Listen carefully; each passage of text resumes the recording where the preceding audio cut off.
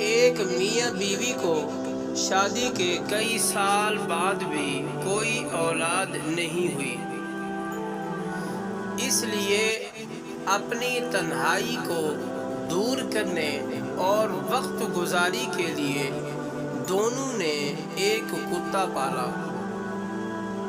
کچھ ہی عرصے میں دونوں کا کتے سے کافی جذباتی لگاؤ ہو گیا۔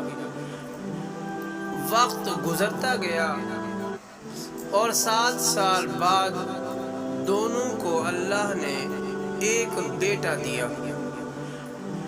گھر میں چاند سا بیٹا آنے کے بعد دونوں کی توجہ کتے کی طرف سے قدرے کم ہو گئی۔ ایک دن اپنے بیٹے کو گھر میں سوتا ہوا چھوڑ کے دونوں حویلی کے باغ میں ٹہلنے کے لیے گئے۔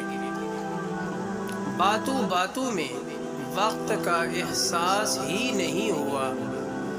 جب گھر کی طرف لوٹے تو کتا گھر کی دہلیز پر کھڑا تھا اور منہ اور چہرہ خون آلود تھا۔